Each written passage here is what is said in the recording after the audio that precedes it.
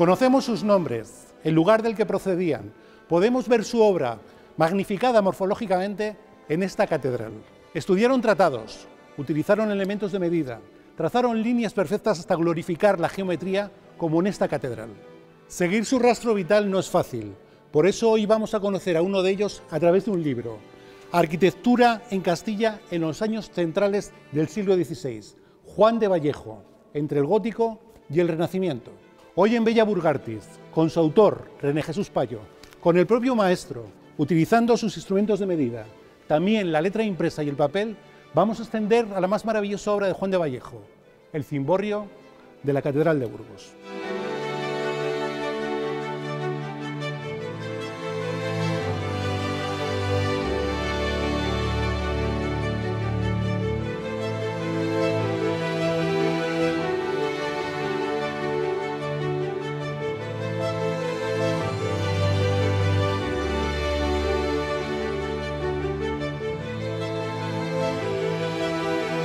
Bueno, pues se lo anunciaba en la presentación, estamos hablando hoy de libros, lo hacemos en esta catedral que además le dedica el título Arquitectura en Castilla en los años centrales del siglo XVI. Juan de Vallejo entre el gótico y el Renacimiento, y sobre todo le dedica, porque en lo visual aparece el maravilloso cimborrio que tenemos detrás, y sobre él el nombre de también quien me acompaña hoy, René Jesús Payo Hernández. René, ¿cómo estás? Muy bien, un placer. Bueno, pues estamos ante un libro que se articula en 13 capítulos, 12 más 1, con la bibliografía, me gusta decir a mí, 467 páginas de arte y de historia, ahondando en la figura de un hombre nacido posiblemente, y no sabemos su nombre, en Vallejo de Mena. Su padre era un cantero al servicio de la catedral, tenía casa, de hecho, en Ontoria, y realmente con estos trazos tan sucintos, René, ¿quién era Juan de Vallejo? Bueno, pues Juan de Vallejo es uno de los grandes artistas, una de las grandes personalidades del arte, no solo burgalés, sino castellano y me atrevo a decir español del siglo XVI, ¿no? Que como todos esos grandes artistas que nacen a finales del siglo XV y que viven durante la primera mitad del siglo XVI, viven ese conflicto artístico que está entre el gótico, el renacimiento, la pervivencia de los mudéjar. Es un artista de síntesis, que por un lado se ha formado en la tradición gótica, muy probablemente en el taller de los Colonia, que por otro lado, a través de la tratadística, ha empezado a conocer el arte del Renacimiento, y por otro lado sigue manteniendo algunos atisbos de carácter mudéjar, siguiendo una tradición hispánica. Yo leyendo esa introducción que haces, porque es que además te adentras en todos los detalles, en su descendencia, en sus ascendencias, en cuáles eran sus propiedades, algunas muy cercas de aquí. Cuando hablas de Felipe Bigarny, hablas del arquitecto y del escultor total, pero Juan de Vallejo también le vemos incluso con una casa en Ontoria donde tiene rebaños de ganado y también controla la extracción de la piedra. Era un hombre que abarcaba también todos los aspectos que puede tener que ver con la cantería y con el arte. Los artistas trataban de asegurarse la vida de un artista era corta desde el punto de vista de su trayectoria vital, ¿no? Y trataban de asegurarse, los grandes artistas, pues rentas de carácter agrario, rentas de carácter urbanístico, comprando casas, comprando tierras, intentando que cuando no pudieran trabajar, poder vivir de esas rentas, incluso comprando censos, ¿no? Haciendo inversiones de carácter censual, ¿no? En este sentido, Juan de Vallejo no es que fuera un gigantesco propietario de Burgos, pero sí fue un mediano propietario en Burgos y tuvo un muy buen pasar en los años finales de su vida desde el punto de vista económico. E incide René ahí en el comienzo del libro en un aspecto, la religiosidad del maestro. Sin embargo, en un tiempo que está a caballo entre el humanismo del Renacimiento, a punto de llegar, tú dices que no se puede hacer una acotación exacta en lo temporal, y esa religiosidad que luego, cuando estemos dentro del cimborrio, impregna, como no puede ser menos una iglesia, absolutamente todo. ¿Era igual en el resto de artistas y en él? Casi todos los artistas eran artistas muy religiosos, formalmente, por supuesto, porque vivían de la iglesia y no podían enfrentarse con su principal promotor, pero también desde un punto de vista devoto. No hace falta más que leer sus testamentos. Una magnífica declaración de la fe de los artistas es, cuando tenemos la fortuna de encontrar un testamento, ver en qué creían, a quién confiaban su alma, a quién dejaban su dinero, cuáles eran las mandas testamentarias, a qué cofradías pertenecían, ¿no? En este caso la de San Cosme y San Damián. Efectivamente, la San Cosme y San Damián, donde dejó una importantísima obra arquitectónica en su portada y en la capilla mayor.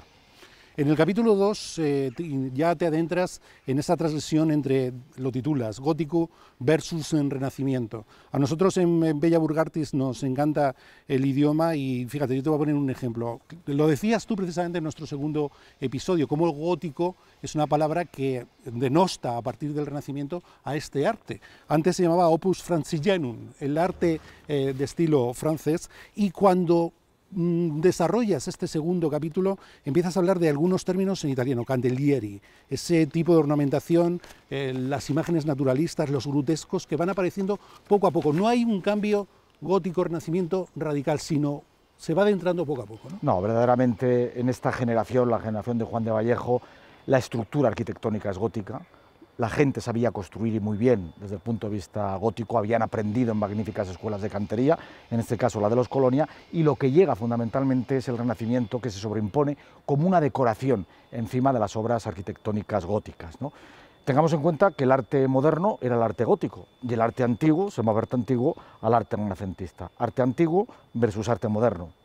Y fíjate, René, incides a lo largo de los capítulos que se van sucediendo en la formación, en los tratados, cómo estos hombres estudiaban. Tenemos tratados como el de Vitruvio, el Medidas de Romano de Diego Sagredo, posiblemente burgalés, que defiende los cánones clásicos. Tenemos el de Serlio o también el de Cristóbal de Villalón. Y vemos cómo estos hombres estudiaban y tenían esta formación, incluso, bueno, que defendía o bien en ese momento de transición o lo clásico o lo moderno, de alguna forma, para tener esa formación y plasmarla en esta parte de la piedra. Maestro, no sé si está buscando esto. Pues sí, efectivamente. Juan de Vallejo forma parte de esa primera generación de artistas castellanos, de artistas españoles, que no solamente tienen una formación práctica, sino que también tiene una formación teórica adquirida, aprendida a través de textos, a través de tratados. La imprenta ha eclosionado, tengamos en cuenta que Burgos es un gran centro de imprenta, un gran centro de venta de libros, y en las bibliotecas de los artistas estaban estos tratados, que les servían de fuente de inspiración. A veces no conocían el idioma en el cual estaban escritos, no manejaban muy bien el latín, ¿no? Pero sí que conocían los dibujos, los grabados, ¿no? Vemos en este de Serlio incluso lo que tenemos detrás de nosotros. Efectivamente, en este tratado de Serlio estamos viendo cómo estos estípites antropomorfos, estos termes, aparecen justamente ubicados en el exterior del cimborrio. El artista ojea los libros, ve los libros, toma nota de los libros y de una manera práctica asume lo que grandes artistas italianos habían publicado unos años antes y que se introduce en España pues, a través de esta literatura artística. En algunos casos se escriben en forma de diálogo, de discusión sobre... Efectivamente, por ejemplo, el tratado de Diego Sagredo. Diego Sagredo, como bien decías, es un personaje probablemente de orígenes burgaleses, que muy probablemente coincide con un jovencísimo Vallejo en la Catedral de Burgos, ya que Diego de Sagredo habla de algunos de los grandes artistas del momento. Habla, por ejemplo, de León Picardo, habla de Felipe Bigarni, habla de Cristóbal de Andino, los menciona como paradigmas del Renacimiento. Un maestro de Holanda se refiere a Diego de Siloé como el águila de la escultura. A mí me parece que son rotundos, tremendamente sorprendentes. Las águilas del Renacimiento. Renacimiento. ¿No? Renacimiento, efectivamente. Diego de Siloé es una de esas águilas del Renacimiento español. ¿Y cuáles son los antecedentes? Porque ahí es ya el desarrollo central del libro, los antecedentes en torno a artistas coetáneos a él y los precedentes, ¿cuáles son? Bueno, Juan de Vallejo se forma, como hemos dicho, en el entorno de los Colonia, muy probablemente con Juan de Colonia y sobre todo con Francisco de Colonia, pero después yo creo que para él va a ser básica la llegada de Diego de Siloé. La irrupción de Diego de Siloé con toda esa información que traía desde Italia, desde el Roma, de esa Roma de Bramante, esa Roma de la Capilla Sistina, que queda también reflejada en la Escalera Dorada, le impacta a un jovencísimo Vallejo. Y en gran medida, el hueco que deja Diego de Siloé cuando se marcha a Granada va a ser llenado por Juan de Vallejo en los años centrales del siglo XVI.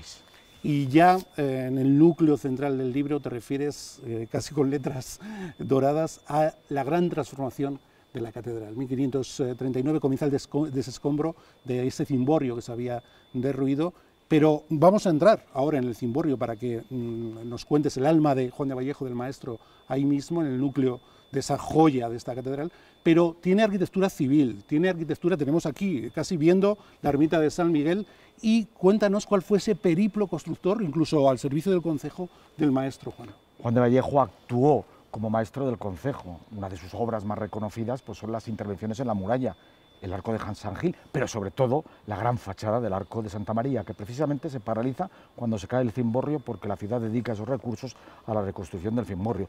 Desde aquí podemos ver el Palacio de los Gaona, Casa de los Maluenda, también construido por Juan de Vallejo. Y bueno, en la zona alta de la ciudad estaba la iglesia de San Miguel, que fue reconstruida por Juan de Vallejo, ¿no? Conventos, iglesias, en San Esteban interviene también Juan de Vallejo, en toda la ciudad, no solamente en obras de carácter religioso, sino también en muchas obras de carácter civil. Lamentablemente la arquitectura civil en esta ciudad ha vivido un proceso de desaparición más traumático que la arquitectura religiosa, pero tenemos documentadas una gran cantidad de casas y una gran cantidad de comerciantes y de ricos hombres de la ciudad de Burgos para los cuales trabajó Juan de Vallejo en sus residencias señoriales. Vamos a estar dentro, pero no me resisto a preguntarte desde fuera. Estamos viendo esta fachada y ¿cuántas estatuas en concreto hay en lo que es todo el cimborrio en su parte exterior? Hay que contar a todos nuestros espectadores que algunas de ellas, yo mido 1,90 y me superan con creces. Dinos exactamente cómo lo hicieron, cómo era ese mar de madera que tenían para poder tejer estas filigranas, cómo lo hicieron, que es la pregunta que se hace mucha gente. Pues hablamos mucho de la piedra, de la importancia de la piedra, pero también en la construcción es muy importante la madera. Los auténticos bosques de madera que hacían que se construyeran andamios, que se construyeran cimbras, que se pudieran subir las piedras a través de poleas, ¿no? Andamios por dentro, pero también andamios por fuera para subir las piedras y poder subir las estatuas, ¿no? Estatuas que normalmente se labraban en la parte baja y que se le subían y se colocaban una vez ya rematados los nichos en los cuales se iban a ubicar, ¿no? Con una iconografía verdaderamente interesante, ¿no? En donde se trató en el exterior de unir la santidad local con la santidad universal, santos universales y santos locales, haciendo también guiños a la memoria histórica, ya que en la zona superior aparecen personajes vinculados a la historia de Burgos, reyes vinculados a la catedral, Alfonso VI fundamentalmente, Fernando III, personajes vinculados a la catedral como puede ser el Cid y personajes que están ligados también a la construcción como pueden ser los grandes obispos como el obispo Asterio, como puede ser el obispo Indalecio. Pues si te parece, René, nos vamos a introducir en el cimborrio y seguimos ahí la marcha.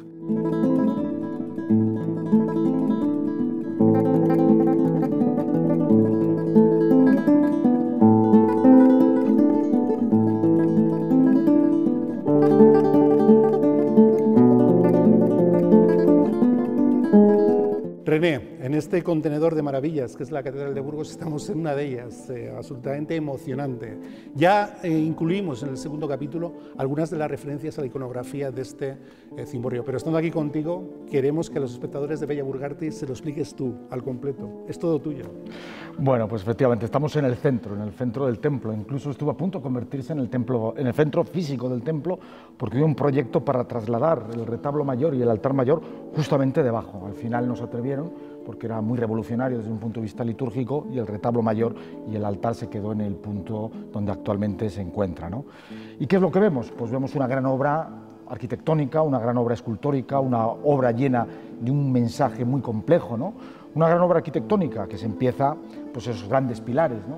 Juan de Vallejo, evidentemente, yo creo que le perdería el sueño pensando que le podía pasar lo mismo que le había ocurrido a Juan de Colonia, y por eso hace esos gigantescos pilares que permiten sustentar el peso del cimborrio, ¿no? Y la obra avanza muy lentamente, desde 1539 hasta 1550, y ahí tenemos la inscripción, 1550, una fecha cerrada, pues ha construido solamente los pilares que son, además de pilares físicos, los pilares de la fe, porque en ellos están ubicados los apóstoles, están ubicados los evangelistas, están ubicados los padres de la Iglesia, aquellos que forman parte del sustento de la fe. Justamente por encima, y antes del tránsito de la planta cuadrada al octógono, encontramos 4 grandes atlantes, 4 grandes termes, que en gran medida están extraídos del tratado, de la primera traducción del cesariano del Tratado de Vitruvio, que estuvo acompañada por una serie de dibujos muy interesantes, efectivamente, de dibujos muy interesantes que los utiliza Juan de Vallejo para esta obra.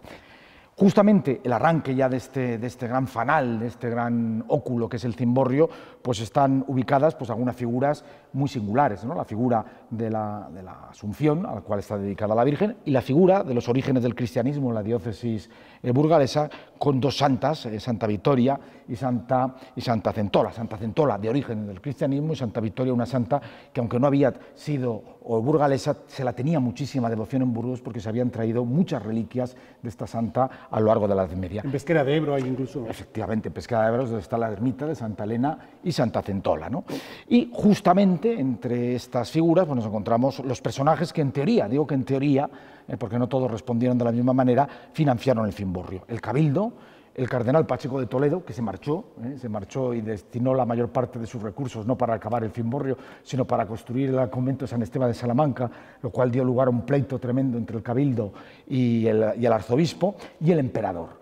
Y por supuesto el escudo de la ciudad, ya que, como hemos señalado anteriormente, pues incluso la ciudad paraliza las obras del Arco de Santa María que se estaban construyendo en 1539 y dedica buena parte de sus ingresos a intentar superar ese gran desastre que había sido la caída del cimborrio. Y ya en estos dos anditos, en estos dos balconadas, pues nos encontramos algunas figuras sumamente interesantes, ¿no? Aquí nos encontramos las figuras de una serie de profetas, pero profetas todos ellos que están en relación con el Templo de Jerusalén, o bien porque lo construyeron, como puede ser, o lo promovieron, como puede ser David, que promovió, después lo construiría su hijo Salomón, ¿no? O personajes que habían anunciado la destrucción del Templo de Jerusalén o de la propia ciudad de Jerusalén. Esto está en relación muy probablemente con el diseño del programa iconográfico que habla de cómo un edificio se había hundido y había habido la posibilidad de reconstruirlo. Por lo mismo, el Templo de Jerusalén se había hundido y había la posibilidad de reconstruir el Templo de Jerusalén, ¿no? Y ocurre también algo parecido en relación con algo ya más metafórico, ¿no? La Iglesia, que en aquellos momentos se encontraba en una situación pues, muy complicada desde el punto de vista de los ataques del protestantismo, que debía ser reconstruida, ¿no? Es todo un mensaje sumamente cerrado que une elementos físicos, como la caída del cimborrio, con elementos de carácter histórico, la destrucción del Templo de Jerusalén o de la propia ciudad de Jerusalén y la reconstrucción física del templo, la reconstrucción de Jerusalén y la Jerusalén celeste, o otros elementos vinculados a la reconstrucción de la Iglesia, que en aquellos momentos se estaba autorreafirmando frente a los ataques del protestantismo, ¿no? Y ya por encima pues nos encontramos con esa impresionante bóveda plana. Muchos han dicho que puede estar vinculada a orígenes franceses, ya que quizá en los orígenes del cimborrio se encuentra la traza de Juan de Langres, un discípulo de Felipe Bigarni, ¿no? Y es una traza, esa bóveda plana, que está muy vinculada al mundo francés, al mundo de las bóvedas de comienzos del siglo XVI en Francia, ¿no? Y que muy probablemente, sabemos que Juan de Langres hace un modelo para la construcción del cimborrio, que muy probablemente es el que utiliza Vallejo para desarrollar esta espectacular obra, y muy probablemente es en este modelo que desarrolla Juan de Langres en el que se inspira Juan de Vallejo para realizar esta bóveda calada, pero a la vez plana, que es una auténtica que en sí mismo es una solución también, porque aligera el peso. Efectivamente. La plementería nos permite el paso de la luz de la linterna, y es absolutamente maravilloso. Bóvedas caladas las había habido, pero en una bóveda calada plana como esta, que muy probablemente está vinculada a las bóvedas de la Ferté, bóvedas del norte y del mediodía francés de comienzos del siglo XVI, finales del siglo XV y comienzos del siglo XVI, ¿no? Por lo tanto, vemos que aquí confluyen todos los estilos, ¿no? Confluye el gótico, confluye la decoración, la ornamentación renacentista, y confluye también esos ciertos ecos mudejarizantes de la estrella del cimborrio, que nos remiten pues, a tradición de carácter morisco, ¿no? Es una auténtica síntesis de obras, de momentos estilísticos distintos y de periodos estilísticos distintos que aquí se sintetizan de una manera verdaderamente prodigiosa.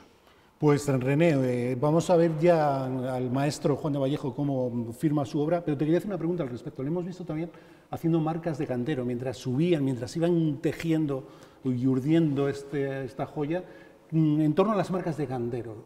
¿Qué sabemos sucintamente? Pues las marcas de cantero nos permiten saber muchas cosas.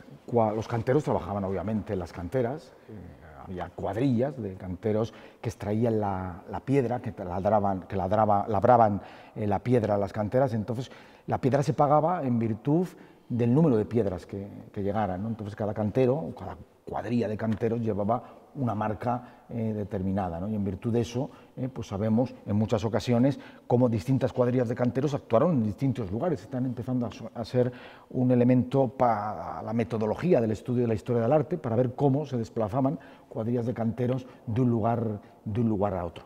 El cantero hacía el trabajo vasto, evidentemente, era el maestro de cantería, los maestros de cantería los que decían qué tipos de piedras se necesitaban, qué bloques de piedras se necesitaban, ¿no? Una vez que estaban labradas, los canteros las depositaban a pie de obra, se montaban y en virtud del número de piedras que trajeran desde los lugares de explotación de la piedra, pues se les pagaba la cantidad correspondiente, cantidades que están perfectamente documentadas en las cuadrillas de cantería en los libros de cuentas de la catedral. Pues ya lo han visto, no se puede tener más documentación respecto a este cimborrio. Bueno, sí, podemos incluir lo que René Jesús Payo ha hecho y ha transcrito a este libro, el alma de este cimborrio y de su autor. Recuerden, Arquitectura en Castilla en los años centrales del siglo XV, Juan de Vallejo, entre el gótico y el Renacimiento, editado por la institución Fernán González, está a su disposición en todas las librerías. Yo que entiendo un poco de edición de libros, lo que cuesta, que son 20 euros, no tiene nada que ver con la calidad que incluye en toda su tipografía. Gracias, René, por todo y desde luego que hasta el próximo programa en Bella Burgartis. Les dejamos con el maestro Juan de Vallejo con su obra.